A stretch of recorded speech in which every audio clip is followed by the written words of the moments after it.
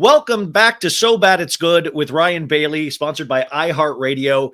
Today has been a long time coming. Now, if I could have told you in 2002 that I would be interviewing our next guest, I would have been like, you shut the heck up. You are a liar, because I was so in love with our next guest. She was on a reality show that, you know, my story with reality show guys. The Real World was the thing that got me into reality TV. It's the thing that got a lot of us into reality television. Now, the first bunch of seasons were great. Then it kind of fell off. Then it got to season 12, which was a magical season, a season that took place in Las Vegas, Nevada. Now, I watched this every week with my best friend, Patrick. We just were obsessed with this show. All my friends were obsessed with this show. And cut to a couple weeks ago, the power went out at my house and had to go to a hotel. They had Netflix on the hotel, and for some reason, The Real World popped up on Netflix, but they only had 2 seasons. Season 28, which who cares about that season, and season 12. And that season happened to be Real World Las Vegas. And I was like, you know what? Why don't I put this on? It'll reminisce. And you guys, I watched the entire thing again within 3 days, and it really cheered me up. And it was so pure. It was just so amazing. And I just want to remind you before the introduction, the people that were in this season: Alton, Bryn, Irulan, Frank, Arissa, Steven, and our next guest. I just cannot wait to speak with her. Her name is Trishelle Cannatella. Trishelle, welcome to the show. Hi, thank you so much for having me. That was quite an introduction. I'm like Trishelle, nervous to be on the show now. I could keep going. Like, honestly, you to me are an icon in reality television. And I know it's wild because that was so long ago, yet for me, it was just like yesterday. Do you ever feel like it was just yesterday for you, or you're like, oh man, it feels forever ago? So in real life, it seems like it was yesterday. But whenever I actually started watching, because my husband had never seen the show. Started watching it with him. And I was like, oh my gosh, I was a baby back then. You were. Guys, that was it filmed in 2002. So that's 21 years ago. I was like, we're in 2012 right now. So that was 10 years ago. Yeah, it was 10 years ago. We've been in 2012 for a while. But yeah. No, it was so. And by the way, just so you guys know, 5 years later, they did a reunion season with that, because, by the way, this season was one of the most popular seasons Real World ever had. But then you went on to do guest spots. I mean, like you were on like Fear Factor at one point. You were on Married at First Sight, and this weird cameo you popped up in. And I want to say this. I was thinking about this yesterday because a speculation came about that Real Housewives of New Orleans could potentially be in the future for Bravo. And our friend of the show, Danny Pellegrino, tweeted out, "This is made for Trishelle because you currently live in New Orleans. Would you ever consider being a Real Housewife?" You know, it would be something that I mentioned it to my husband, and he was like, oh, that sounds fun, because he actually likes attention more than he likes to admit. He is just like about the drama too. Like every once in a while I'll be watching like one of the Housewives and he'll chime in and I'm like, oh, so you have been paying attention. Got it. So yeah, I think it's definitely something I would have to think about, just because I would want to kind of know who the cast was first. But yeah, there's a couple girls that I would love to film with in the city. Yeah, I mean, by the way, you've got to follow her on Instagram. You are one of the busiest people in New Orleans. It's like, I will go to your thing. You're always at a different fundraiser, a different event. You're at the ballet. You're at like nonstop New Orleans events. You were dressed up in a Britney Spears costume the other day. Well, I mean, what are you just every day? Is there a different event in New Orleans? Well, there is. New Orleans is absolutely the most fun city to live in. I have lived here. Well, I'm from Louisiana. I don't know if a lot of people know that. Like, I'm from the Bayou. I'm from south of New Orleans, but you know, New Orleans has always been my jam. Ever since I was a baby, we're like Saints fans. So anyway, I've lived in LA, Montreal, Boston, Vegas. I've lived in a lot of different cities. New Orleans by far is the most fun place. If you want to drink 7 days a week, you can do that here? I'm drinking right now. Yeah. I mean, listen, it's 2 in the afternoon. I got at least 2 more hours before I start drinking. But I will say I was just in New Orleans for New Year's Eve for a wedding, and it really was the most fun trip that I've had. It really is just like this special place. But I always love your Instagram because I'm just like, damn, do you ever stay at home? Like, I almost felt bad asking you to do a sit-down interview because it seems like you're always out and about. But that's what I want to see on Real Housewives. I would love to see. I mean, why were you dressed in the Britney Spears outfit? What was that all about? Okay, so this is kind of a funny story. I love drag brunches. I think everybody who knows me knows that I am an advocate and an ally of the LGBTQIA community. So anyway, I go to a lot of events, like drag brunches and things like that. So one time I went and one of the queens was like, bitch, I know you. And, she was all dressed up. So I kind of was like, oh, okay. She probably recognizes me maybe from the show. She's like, nope, we went to high school together. We were in drama club together. Now, keep in mind, I am from a tiny, tiny town. And there were like 10 of us in drama club, but I knew exactly who it was. And I was like, oh my God. So I went to see her. Her name's Cookie Baker. If you're in New Orleans, she's amazing. So I went to see her show and it was Britney Spears themed. This was on Sunday. And so I went as Britney from the Toxic video, flight attendant. Flight attendant, yes. My husband's a pilot. So obviously I had to be the flight attendant. Yeah, I love that so much. If I could put you in a time machine right now and take you back, and by the way, I have a lot of young listeners too that unfortunately do not know the history of the Real World and how amazing. It was just truly an amazing reality show. Before reality shows were like hour longs, you were like half hour in the beginning. And each week it was like beautifully edited together. They had all kinds of 90s music in it. It was like 90s and early 2000s music. It was just, it kind of blew you away each week, especially if you were younger. But what made you audition for the show? You're from a small town. What gave you the courage or the idea of like, yeah, I'll put an audition tape together for the Real World? Okay, the young people are going to be like, what? But I was driving in my car of my senior year of college. What's a car? Yeah. No, I was listening to the regular radio, not like an iPad or anything, or an iPod. I was listening to like 97.1 and they had an advertisement and it was like, hey, like you could win $50,000 if you're athletic and you want to be on this reality show and it's traveling around the United States. And I was like, I could do that. So instead of going to class, I drove from Hattiesburg, Mississippi, where I was in college, to New Orleans. And I auditioned for a show that was not the Real World. It was a different show. And then the show got canceled. It was supposed to be a sort of like a spinoff of Road Rules for CW, which is another like, what is that? Yeah, guys, there used to be a network called the CW and the WB. Yes.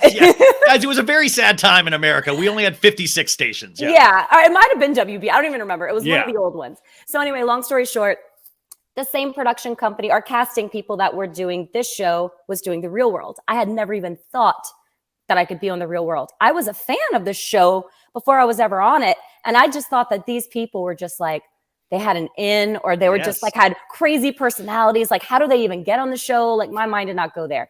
So then they were like, hey, like they called me months later after I auditioned and was like, are you interested in doing the Real World or Road Rules? And I was like, oh, I'd be so good at Road Rules. I actually wanted to do the RV show.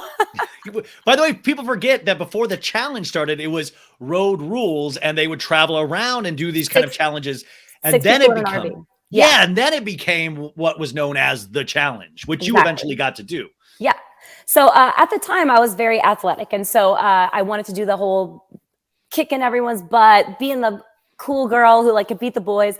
And so they were like, no, we're going to drop you in Vegas with a bunch of hot people. And so eventually I got cast for that. I love that they clarified, don't worry, it's going to be hot people. You're going to be with other hot people. Now you actually do go there and you're from this small town. And I think that is something that we were, that we kind of saw it through your eyes of somebody. Your voice was even different down there, back then. It was so light and it was so kind of like apologetic in tone in a certain way compared to even hearing your voice right now. I want to read you. Mary Ellis Boonham and Jonathan Murray were the co-creators and executive producer of The Real World.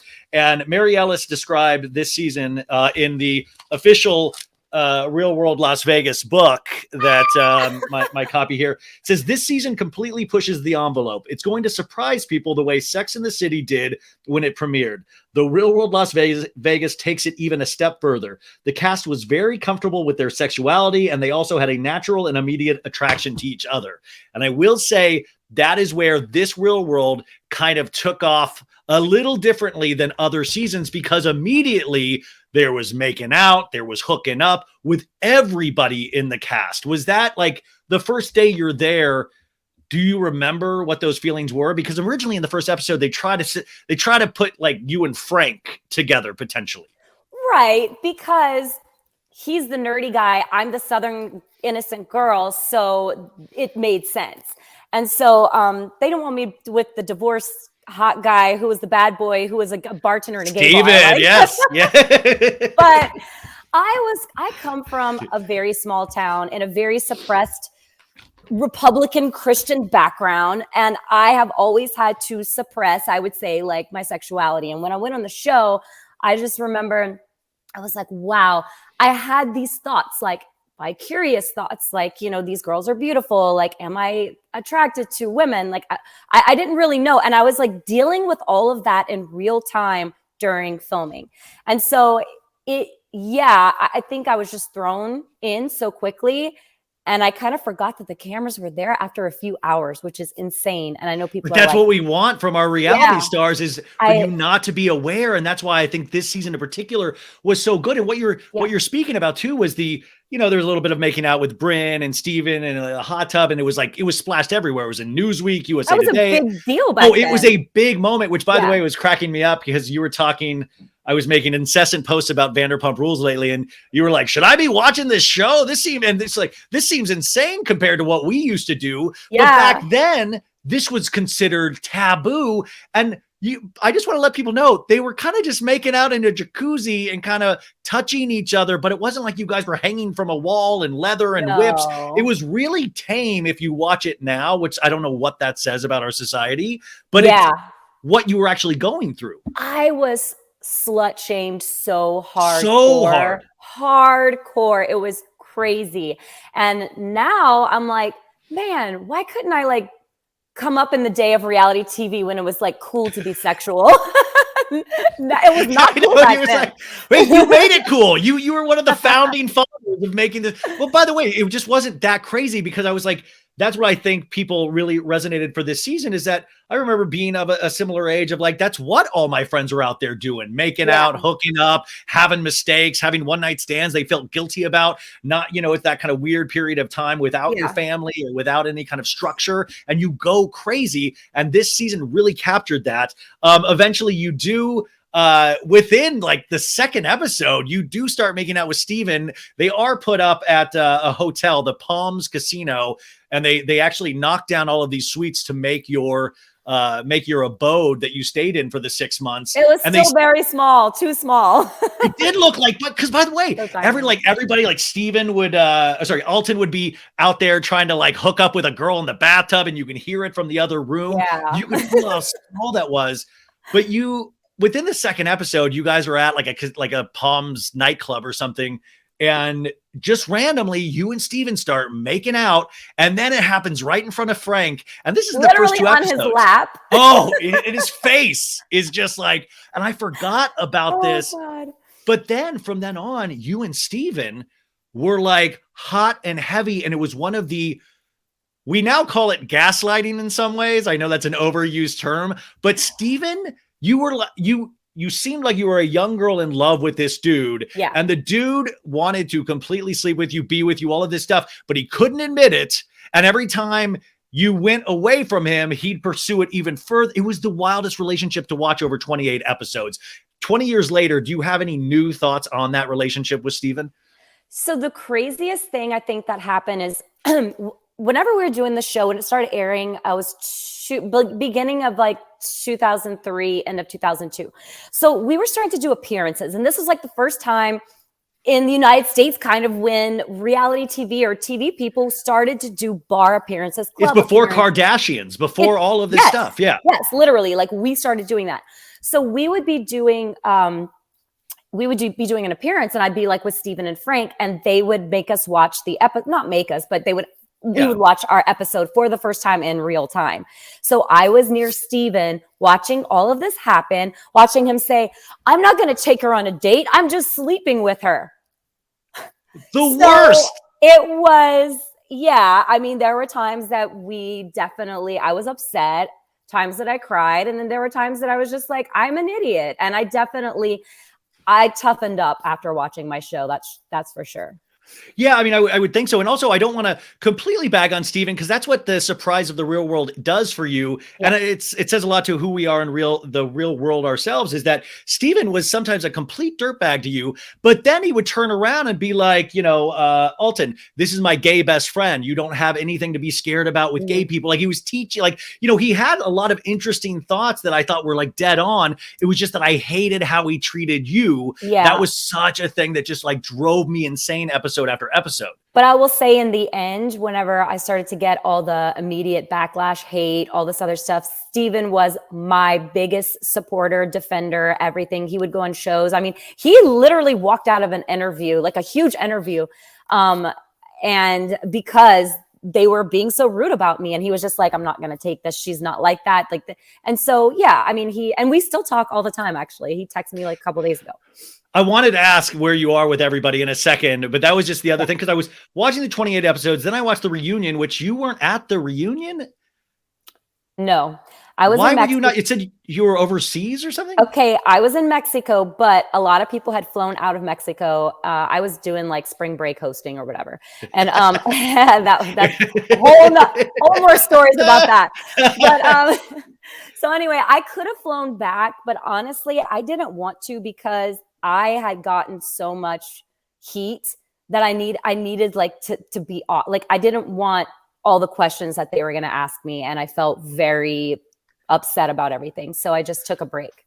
See, that's fascinating to think about, because I was just remembering in my, little, of like, oh, this was the best show ever, and we loved it so much. And now, like, and this is like right when the internet, you guys, was really picking up steam. It's not what it is now, but there was still all, message boards, things like that. I really forgot about all that crap that you kind of had to go through.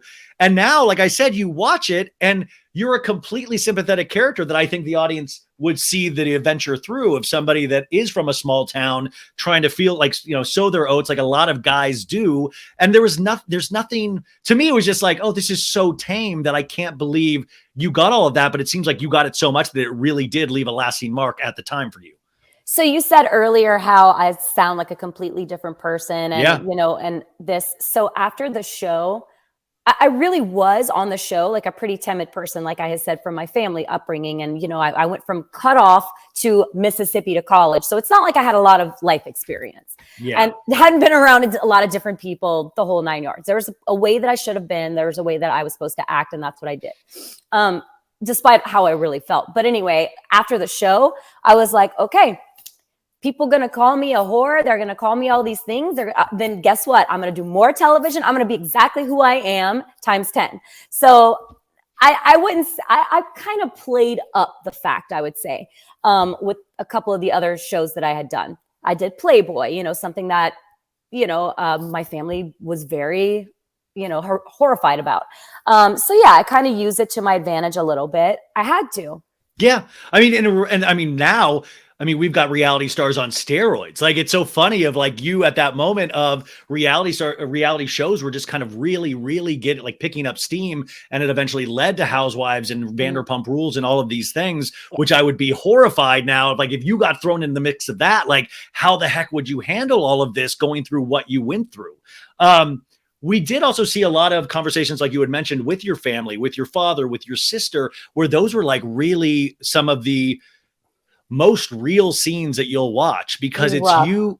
Yeah. Because it's like you saying like, daddy, don't be upset, or, talking to your sister. And she's like, Trishelle, you're not that way, are you? And it was really so real. And you gave that all to reality television. I can't imagine how that messed with you, not even in the moment, but just continuing years later, seeing that on the screen. Like the other day when I was watching it with my husband, when my dad said, do you want to bring shame to quote, Yes. you want to bring shame to your entire family. I was like, I shuddered. Like I still, it made me nauseous because it put me way back where I was. And it was just like, I'm disappointing my family, you know, just, I can't be who I am, you know, this whole thing. But the silver lining of that is, while my family's still who they are, they have since way opened up their mind to different types of people and, you know, let me be who I am and things like that. And so, you know. And they still love you. Of course, yes. And we're still close. Yeah. Yeah. So where are you with, I mean, like for me, like I said, this is so fresh in my mind, but can I go through each one of the real world characters and just ask where, you know, okay. So Alton, where are you with Alton right now? And by the way, after the real world, him and Irulan had this, very hot and heavy romance. Like it was actually turned into love and they continued to date. They did the challenge together. I don't know if I'm misspeaking, but I believe Alton cheated with somebody on the challenge and that affected their relationship. I don't know if I'm remembering that correctly or not, but when is the last time you've spoken with Alton? What is he up to? I wish you did him last.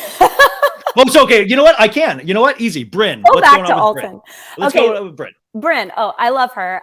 We still text. We talk every once in a while. She is doing great. She has like a large family. She has a few kids. She had gotten married to a guy that was on the show, Austin, who came to visit her. Yeah. By the way, he had the bleached blonde spiked hair, which was a big look back then. That was the jam. Huge. That was the jam. We are all like, thought he was so cute. Huge look, yeah. But they were married for a long time. They have beautiful children. And now they're divorced, but she's dating. And so she's doing great. She's doing really great. She looks amazing. She looks the same. Yeah, it's wild. I mean, I was internet stalking all of you. I mean, I was like lovingly internet stalking, but I went, and she seems like she has like a really real life. She has kids. She was, you know, like I was like, wow, this is wild to see this person that you just watched, and they're out here having just this kind of really, it seems like a really nice life with a good family. She didn't even like it when I tag her in a photo. Like I remember we did this whole thing where we all went to Vegas and kind of reunited. Yeah. And I tagged her in a photo. She was like, I'm getting all these random follows. Like, can you not tag me in your photo? She's just like so real. She does not want any attention. I didn't message her. I didn't follow her. I was like, I'll leave her be, but it was just nice to actually see that she's okay. Yeah, she's just like a real girl. Yeah. Arissa, what is going on with Arissa? Because Arissa was another person that we saw her struggles with her mother. Yeah. She was going through so much, you know, you could just tell her emotional growth and maturity was like growing in Vegas and seeing what she wanted for her life. Where is Arissa nowadays? This is crazy. Actually, Arissa stayed with me for a few months in New Orleans recently because she was like, you know, I want to move out of LA and I'm not sure. I think I would really like New Orleans. And so she came here. She's a very spiritual person. Yeah. So this is a very good city for her to like connect to all that, to her spirituality and things like that. And so she lives here now. So she stayed with me for a little bit and we hung out. Please tell me you had cameras while she lived with you. Dude. No. Please tell me this is a reality show somewhere. Come on. No. But you know, she's doing great. She actually works here now and she lives in New Orleans still. So you were close and you stayed close enough with these people where you were like, come stay with me for a couple of months. Yeah. That's wild. Yeah. I mean, was it like old times? Were you out there? Pretty much, yeah.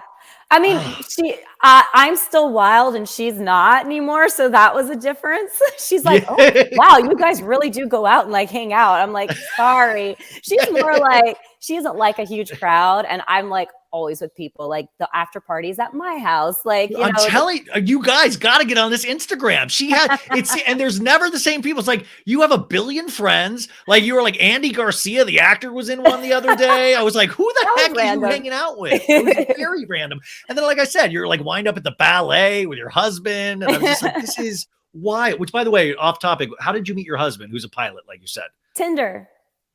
You met your dude on Tinder? Yeah. He thought I was a catfish. Were you a catfish?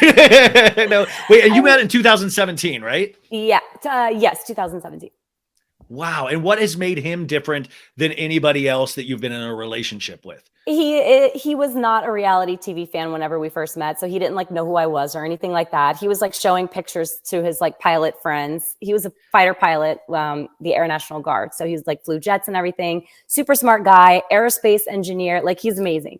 And so he was showing them pictures and they were like, wait, I know that girl. And he was like, no. So they were like Googling and he was like, that's her. But it was just pretty crazy. So anyway, I liked him because he was genuine and he's a good guy.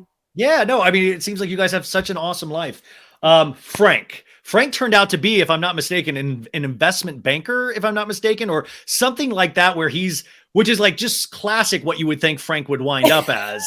If you really watch the is. show, I was like, yes, this totally makes sense. What is your relationship with Frank like?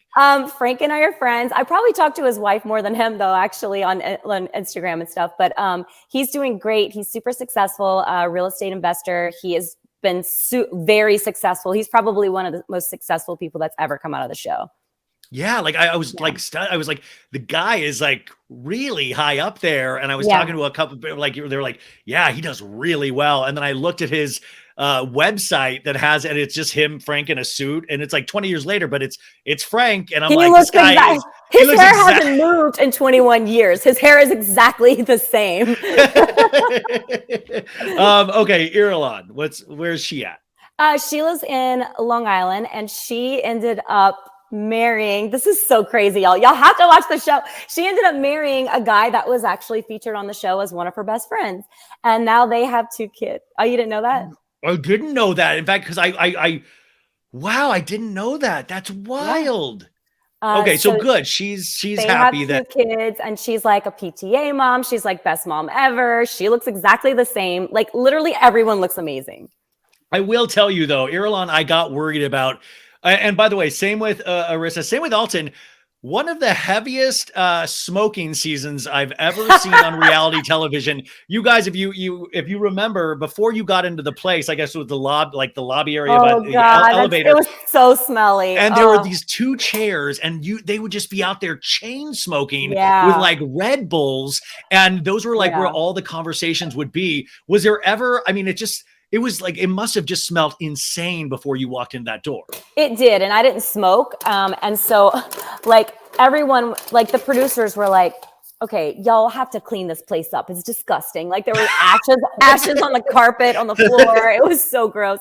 It smelled. It was bad. But anyway, no one smokes actually anymore. None of those people smoke anymore. Yeah, I mean, it's just why, because I was watching that, I was like, what a different time. Like it's smoking all the time. And I was like, a thing. Yes, that was like early 20s. I was just chain smoking with friends, talking these deep talks and deep thoughts and all of this stuff. Okay, now Steven, where you say you still text with Steven. What is your relationship like with Steven now? Oh my God, he still picks on me. He's hilarious. My husband and I like sometimes put him on a speakerphone and we all talk. But yeah, they're cool. He lives in LA and he's doing real estate and he's doing really well as well. Yeah, no, it seems like he was doing great. And then you told me to save Alton for last. So we are now back to Alton. Why is he last? Okay, he's last because he is the only person who I don't talk to on a regular basis. And the weird thing about Alton is that if I do a show and he's on it, like the last show that I did was the All Stars Challenge, and that was a few years ago. And Alton and I were completely fine. He loves me. I love him. Like we're giving each other hugs. So excited. But at the end, I'm like, so Alton, can I have your phone number? Like, so, he's like, no, you cannot have my phone number. He's like, you're going to be FaceTiming me, calling me drunk with your friends.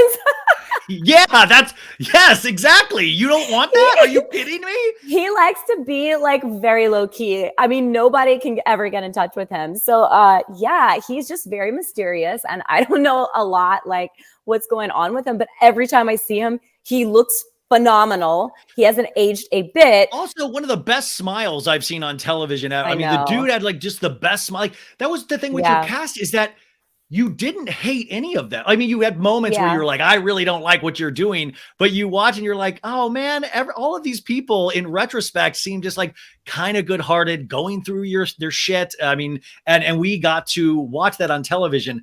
What sticks out to you in regards to filming? Or are there any things that we didn't see? Is there any like drama that was like so insane that didn't even make it to the show? You know what? One of the most alarming things that I saw rewatching it recently, and I was like, God, I cannot believe I had to Google it to see what happened to this guy.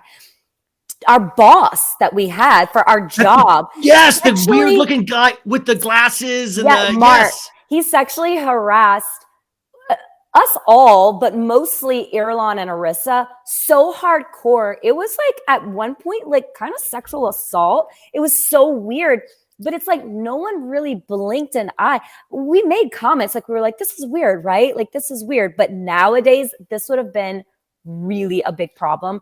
I Googled it, and I think after the show aired, the Palms ended up firing him. Yeah, no, he's in a couple of episodes, and I will say, even watching it in retrospect, I had that reaction of like, I don't remember that guy being as sleazy as he looks now. Like he does look really sleazy. Uncomfortable. He like hops in bed whenever, Arissa said she was naked and she didn't want him in her bed. He like gets under the covers with her forcefully. It was really weird. He like conned Irulan to go to his hotel room. It was just so, like, he was so inappropriate. That kind of, it was just a different time. And it's crazy to see where we've come from 21 years ago. It wasn't acceptable then, but now it's like, you definitely need to check yourself if you're going to act like that. The other thing about the real world that it goes without saying is that you guys don't understand. I mean, a lot of you do, but the chokehold that MTV had on our culture, what a huge network that was for, I mean, just music videos, TRL, Road Rules, Real World. It had so much, and we were glued to our sets, and it was a different time. Like MTV just plays ridiculousness now, and that's it. Ugh, and it's super. That. Oh, I do too. And it's so basic, and they have so much good TV, and I don't know why they don't do more of it. Paramount Plus, by the way, you guys, has a couple of seasons of Real World as well. Plus, they just yanked this. They had the Real World Homecoming with a couple of seasons, and I was so hoping that they were going to continue that show because I thought you or Hawaii would have been next in line for a homecoming season. Had you been approached about that? I was asked, but from what I understand, one person in our cast was a firm no, and you could probably guess who it was. The person who... Now I can... Well, now that you just said what you said, I mean, I'm guessing it would be Alton, yeah. No. Oh, so Bryn, sorry. No, Frank! Well, I thought Alton, because he's like, he keeps low key. I thought that... Well, no, Frank, he was going to actually do it. Alton was, but Frank, it's like, hello, you looked amazing on the first time you did television. I don't know why he would ever think that he would look any different than he does. He is the nicest guy ever. Yeah, and Frank was like, guys, he was like this gentle, nerdy, funny guy, and he was also ripped, but he was insecure, but he was ripped. Like he was like, these guys were like working out constantly. It was like it grossed me out watching again. I was like, do not work out this much. That sucks because you guys would have been, you and Hawaii would have been the seasons that I really would love to see where you guys are now together. Yeah. So I wanted to talk about, we have a little bit more time here. Are you okay with keeping going? This is fun. Cool. Okay, as long as it's fun for you. Just having my afternoon wine. By the way, I love that this is potentially what she'd be doing anyways. By the way, you need to start some kind of New Orleans service where we can party with you. Like, I mean, that's the next goal, is to party with Trishelle, is to go, like, we can give the money to charity. You just come on events.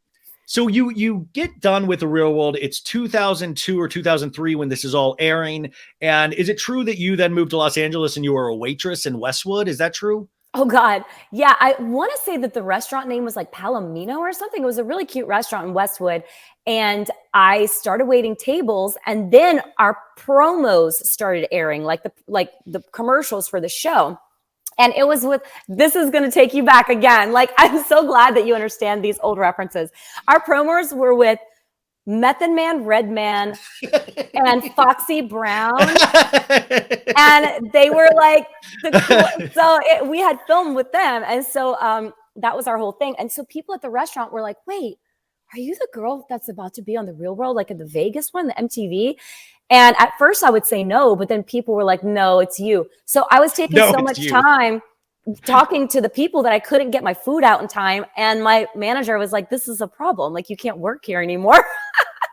So I got fired. And what's crazy, this is before cell phones, you guys. I mean, it were before the phones that like you could take the pictures with. I mean, it was right around, like, so it would have been even worse now. But that time, were you out here in Los Angeles going like, hey, I'm going to pursue acting? What was the dream after filming The Real World? The crazy thing is that my roommates and I were so attached at the hip because we had stayed there. We were one of the casts that that filmed the longest. We were there for almost 6 months, like 5.5 months. Can you imagine half a year of your life spent with these people? And then they just like want us all to go back to our hometowns. And my hometown is Hattiesburg, Mississippi. Well, not hometown, but college town, Hattiesburg, Mississippi.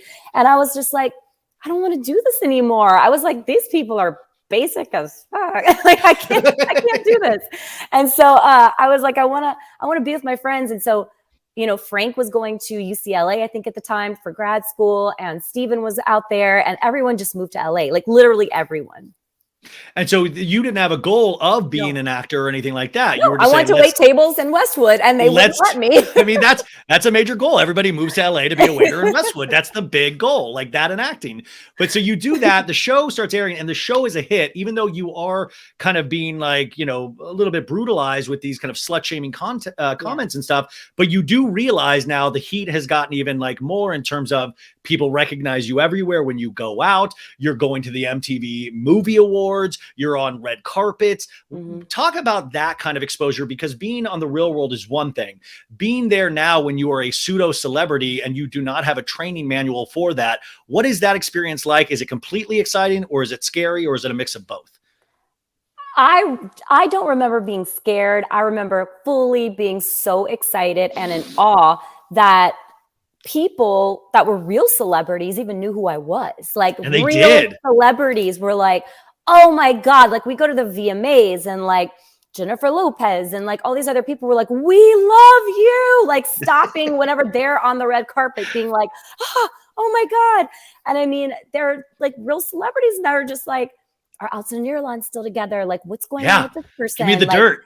Yeah. And so I just remember being like, this is so strange. And I loved it. And I loved LA so much. And I had so much fun. I met best friends for my entire life there that I still am in contact with. And so, yeah, I kind of miss those young days. I know. That's like, I was out in LA during that time as well. I mean, I'm still here, but it was, and also the club scene was very funny because that was like, you had Joseph's on Monday night. You had Jet. Yes! You had all of these, like, you had all the stuff on the hills. You had Bolt's house. You had all, it was a different time. And it really was this kind of wild thing of you would plan, like, what was the sushi restaurant on Sunset that Ashton Kutcher was a part owner of? And then you would go over. Not Katsuya. No. It was like, but it was like it was right near the Katsuya on Sunset. But it was like all of these things. But it was all.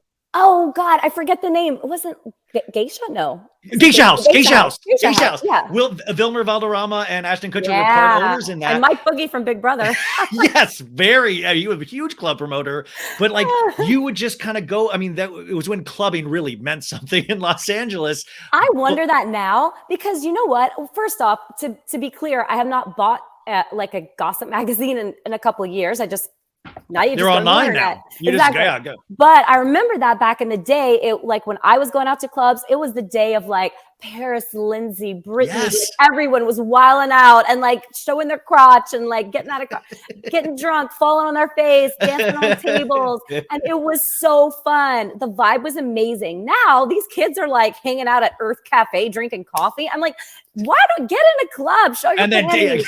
Go shake your ass in a club. They're all TikToking their coffee and their Erewhon orders. I don't like it.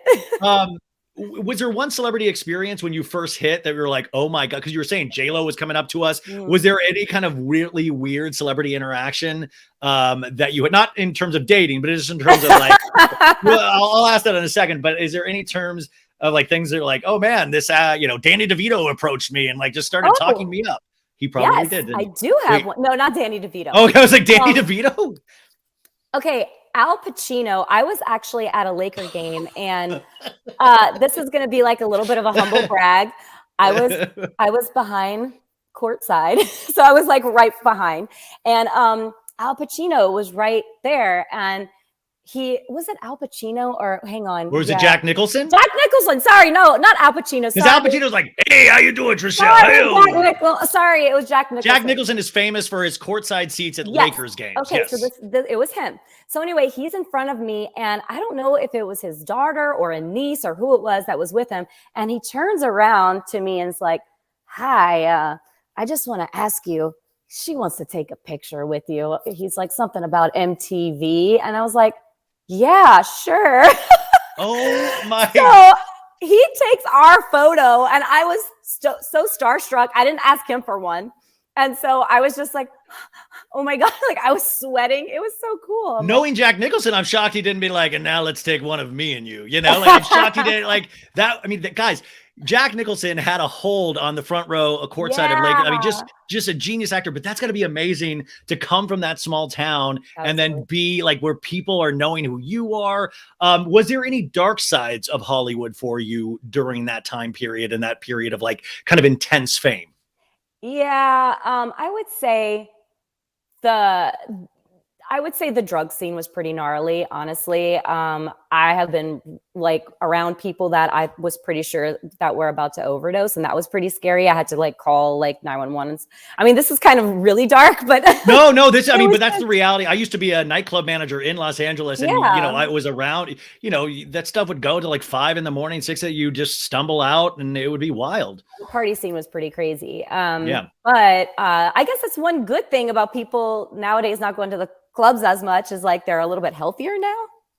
But who needs health? I mean, my God, we'll deal with that in heaven. Come on. Okay, so then the other thing, as I'm doing my research on you, and this is you're probably ready for this. I'm going to go through some rumors of people that you've dated or hooked up with. Not ready for this, but okay. Okay, well, I thought you could. No, okay, is it true you dated Mike the Miz, another real worlder, and you went on like Fear Factor or did you date the Miz? I did for a minute. Yeah, we were pretty like we really liked each other.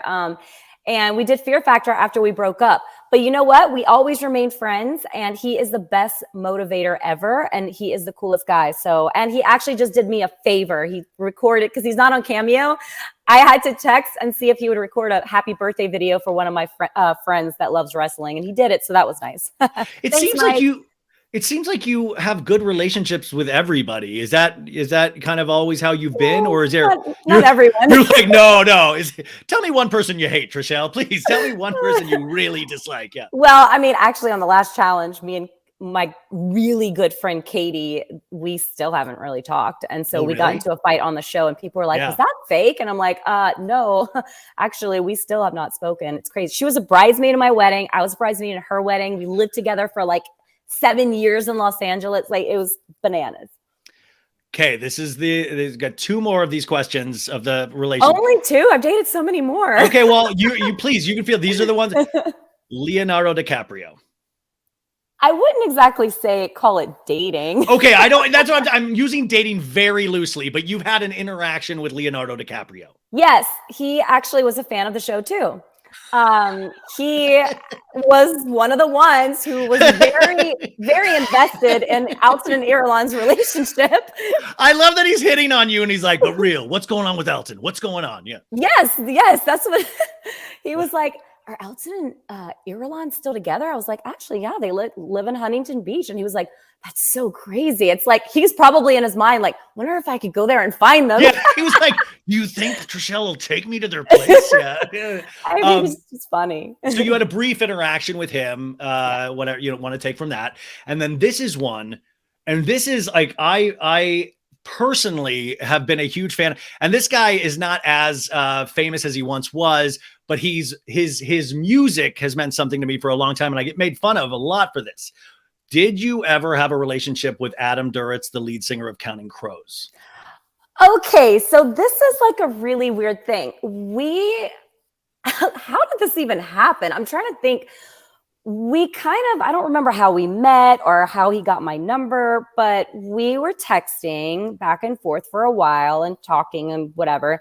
And then we like went out to coffee, and somehow a photographer, I think it ended up in Us Weekly, but a photographer caught us. Now, granted, he wanted to meet at the Coffee Bean on Sunset. Like, hey, are you trying? Which, by the way, that's where Perez Hilton used to work out of, the Coffee Bean on Sunset. I'm like, what are you trying to make somebody jealous? And he has huge dreads. He had huge dreads at the time. You can't miss Adam Duritz. Well, I was actually trying to be like a little incognito. I had like a beanie on and like a sweater or something. So anyway, whatever. We met for coffee, but we were talking for a minute.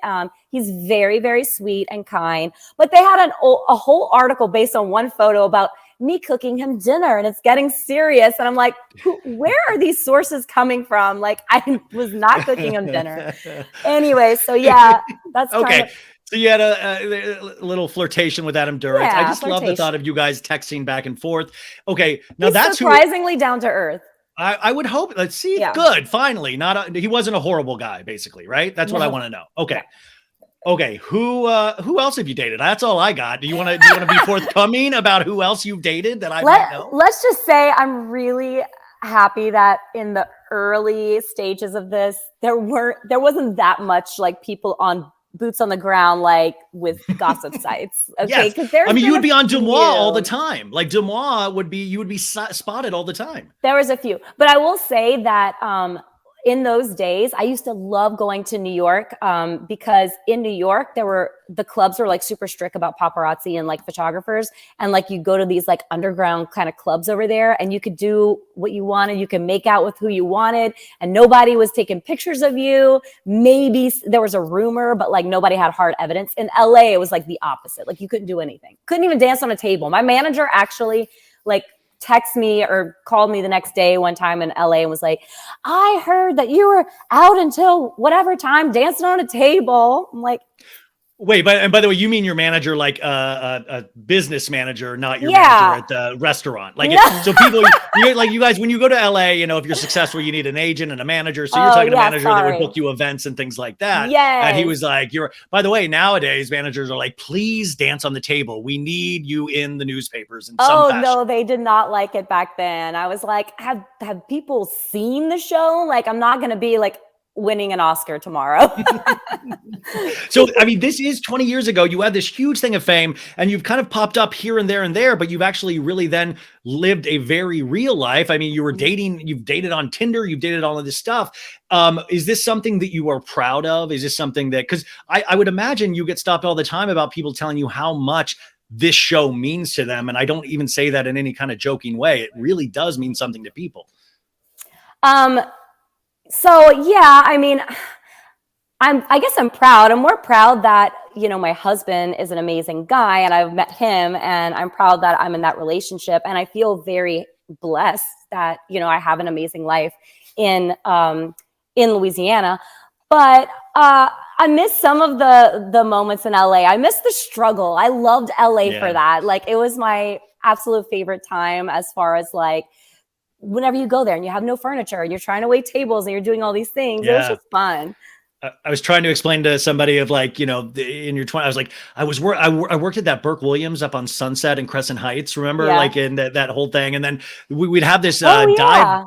Yeah, we would have this dive bar. It was called Coach and Horses on Sunset. They had the best jukebox, and me and my buddy Pat, we would watch Real World, and then we would go to that dive bar and we would drink till 2 a.m. And that was when you didn't have any hangovers the next day, and you could go right back to work. And it was this really lovely time that you only think about in retrospect as being lovely, because during the time you're just struggling. You're just like, I don't even know. Hey, do I have money to like buy drinks tonight? Do I have this? It was really kind of this.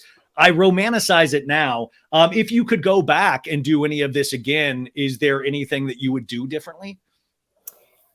I can't say yes, because that would be like changing who I am as a person. Because whenever I did the Real World, I needed to have all these experiences. I needed to kiss a girl to figure out like if that's the route that I wanted or not. Sorry, my like little light keeps on shutting off. No, I'm trying to make it bright so that you could see me. It's so dark in here. I can totally see you even without the light. But that's great. Oh, good. Okay. Yeah. But yeah, that was a time that I just feel like I needed to have to kind of like build who I am as a person. And so no, I don't take any of it back. It was amazing. I'm so happy about that. We're wrapping this up, but I do want to ask, you do talk about watching like Real Housewives or things like that. What does Trishelle watch? What do you like? I gotta watch this show every week. Okay, so I love, God, it's so weird. It took me so long to get into Housewives of Potomac. Because whenever people are like, oh, you need to watch this, I'm like, I'm watching like 4 of them right now. Like, it was too much. Like, that was the same with Potomac. I was like, guys, I'm watching 4 Housewives, and then you watch it and it's amazing, right? Potomac is my favorite. It is by far my favorite like of all the housewives. What's I'm your like, favorite character on God, Potomac? it's hard. It changes so much. I think the last season, I used to love Giselle, but now, no, I'm kind of over her. And Robin, I don't even get me started with her. I'm like really pissed about the whole situation. Dude, Robin, I mean, by the way, Robin, I'm still so pissed that she like didn't talk about the Juan cheating scandal until afterwards and hid it behind a Patreon episode. I'm like, you signed up for television. Trishelle shared her life on Real World, damn it. She fought for your rights and you're not going to share your I agree. I felt that about Robin too. And I was like, how are y'all going to like come after Candace's husband the way that it made me like Candace better. And because a couple seasons ago, I wasn't a big Candace fan. And then this season, I was like, now I kind of get Candace. I started disliking Giselle a little more. I started disliking Robin. You've got to watch Ultimate Girls Trip on Peacock, the new season. Okay, it has it has Giselle, Candace. I don't know if you watch Portia, Salt Lake. Right? Yeah, Portia, Heather, Whitney, Leah McSweeney from New York. It has like a whole thing, and they throw them in Thailand for like a week and a half. God. And it's the first three episodes are out. It's really good already. And Giselle's already doing that thing where she sticks her nose in everybody's business and just like. But she didn't want to share her own. That's exactly one of the conversations at the table. And Candace was like, "That's it. She doesn't share." So good. So another thing that I'm kind of worried about, this is what I heard about Ultimate Girls Trip, is that, okay, I was always a Heather Gay stan, and I heard that in 2 episodes, I'm going to be like, she's done. Okay. So you were even a stan in the 3rd season when she was a ride or dying with Jen Shaw the whole time? Because that's where it lost me. Well, yeah, I was, only because I was like, you know what? She's a good friend. And like, you know, I like a friend that's like, no matter what I do, you won't get rid of me. Like, I like a friend like that. Actually, that's why I lost my friend Katie, because she wasn't a ride or die. And were you stealing from the elderly, Trishelle? Was that why the fight happened? No, like, you're not protecting me from me stealing from the elderly. It's a valid point. It was not, but yeah. But I the whole black eye thing, I was kind of pissed about, because I'm like, one of the things that I pride myself on is that I have never in television, I've done a lot of shows, never faked a storyline, because I don't need to fake a storyline. They find me. And so, like, I didn't like that Heather Gay. By the way, wait. That's your housewife tagline. I don't need to fake a storyline. They find me. That's a great tagline. Oh, my God. Yeah, that's a good one. But, yeah, Heather Gay, like, she kind of lost me with the black eye. I was like, girl, you do not need to do that. Yeah, she wiffle waffles between like innocence and then like shit talking completely. Like, and it's like, pick one lane. Either you're completely innocent or you know exactly what you're doing. And this season I found it like she was self-producing a lot. She wasn't being honest on camera. And I think the audience started to feel that. And I felt that on Girls Trip, the first 3 episodes. Okay. So self-producing, that's a big thing. I feel like I have completely stopped watching, not stopped watching. I still watch, but I care less about Beverly Hills for that reason. I feel like, and I know she is beloved, Kyle. I'm just like, Kyle and Dorit, I feel like they think of all their storylines before. It seems so not genuine. So middle of the road. It's like, pick a side. To be like, no, like, I don't like that at all. I don't. And then Rinna, by the way, on the other hand, then became to me a caricature of herself, where she stopped being a real person at all, because she would just be like, ha ha ha ha, and she would like be screaming and yelling. And to me, it read completely false. Yeah. So it was good in this kind of weird, drag queenish, funny, dramatic way. You know what I'm saying? Where I'm like, this is grand, but it's not real. Yeah. But you're right. You kind of check out. But I always think that's why I love going back to watch The Real World. And I recommend everybody doing this before they pull it on Netflix. Season 12. You have to like search for it, because somebody did the other day and couldn't find it, but it's there. But it reminds you of a time when we actually did see real life on television. Oh yeah. And it was so refreshing. What else? Anything else you're watching? Even scripted? What do you guys watch? Oh, well, we finished The Last of Us. Whew, that was good. How many times did your dude cry? Every episode? Yeah. Oh, sorry, not The Last of Us. I was thinking about the NBC show This Is Us. Sorry. This Is Us. We watched that too, and he cried. Okay, that's what I was saying. Yeah. The Last of Us. Yeah, I finished that too. That was insane. That is very good. But as far as I want to ask you, Miami, who is your favorite, not favorite? I see. So you watch Miami? Yeah, I'm all caught up. I love it. So I'm really who I really believe in that could go far if they have another season. I think Dr. Nicole is like a real one to watch. I think she could get really great. Alexia and Marisol are hysterical because they're just shit stirrers and they've been there so long. I don't necessarily agree with them, but I love them as housewives. Yeah. Larsa is just a complete mess. I mean, but a mess in a way that you want to watch. And I just don't even know how her mind works. It's wild. But I'm trying to think who my favorite is. Who's your favorite on the show? Okay, this is so weird. Someone asked me this the other day and I was like, oh my God, this is crazy. They were like, who do you identify with the most on Miami? And I was like, this is crazy because I don't like her when I watch her, but I am very much like her, Larsa. Because here's the thing. If I am mad and I feel hurt by someone, I do not mince words. And I can be very biting and say things now. I mean, that was not you in real world. No, I was an angel, but like, I was like, kind of like, I don't know. I was just like, oh, la, la, like kind of everything's fine. Yeah. But no, now I have found my voice since then. And so, no, I definitely can see. And Larsa is the same way. If she feels like she's backed into a corner, she is just going to. Well, and also she seems like she collects information on everybody and then she uses it at weird times. Yeah, I'm not that calculated. Okay, that's what I was wondering. I was like, do you collect information on people and then just be like, hey, wait, I know you slept with everybody at your job. Peace, you know? Yeah, no, definitely not. But I think that whenever she has something, if somebody kind of comes to her, she'll like say it in a very mean way. Trishelle, now I'm wondering why you have not watched Vanderpump Rules. I know, weird, huh? Okay, listen, because you were like, should I watch it? I was like, no, stay away from it. But now I'm going to be like, I'm going to give you the biggest gift ever. Start at season 1. And by the way, it'll remind you a lot of Los Angeles and the times we were talking about these friends all sleeping with each other, going to clubs, drinking. Okay. I'm telling you, I think you will love it. And maybe if you do love it, maybe months down the line, you'll come on and talk about it again, because I would so love to get more of your takes on reality shows and all of this stuff. How do we support you, Trishelle? Like, is there anything you're involved in? No, like you're obviously, I don't mean support in that you need, like, obviously you're fine, but is there things that you're involved in that we I'm actually involved in a lot of charity organizations. And there's one in particular that I'm about to post about, because I can't now, but it's I'll be posting about it soon on my Instagram at Trishelle C. And if you guys would like to donate, it's for cancer. So, but I have an honor in New Orleans. I'm one of 24 people that's going to be honored and raising money for this. And it's kind of a, prestigious thing in the city. So anyway, I'm excited about that. I'm co-chairing an event for another charity organization. So I'm involved in a lot of philanthropy in the city.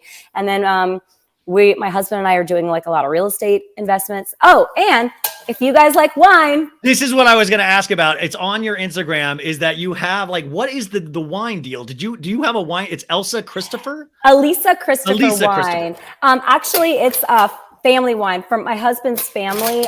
His dad has a small vineyard in College Station, Texas, but his sister just bought one in Fredericksburg, which is the hill country in Texas. And they make a lot of wineries outside of Austin. And so she has wineries. If you want to go to my Instagram, they're delicious. I'm drinking the white Vermentino right now. It's amazing. Well, we love to drink wine here, so I will definitely be purchasing that. And my mom's struggling with cancer right now. Can I make a donation in her name? Are you allowed to do those kind of things? Absolutely. This has been such an honor to talk to you. I'm not even joking. You were one of the people, I think I even mentioned on my first show 3 years ago, of people that I would love to talk to one day. And thank you so much for being as amazing as everybody has said, because I've met people that have like, oh, I bumped into Trishelle years ago. She was the nicest. Everybody always says the best things about you, but thank you for going down memory lane with me. And I know there's so many cool memories to come for you. So I hope you'll come on again sometime. I would love that. Thank you so much. And listen, kisses to your mom and prayers. I appreciate that.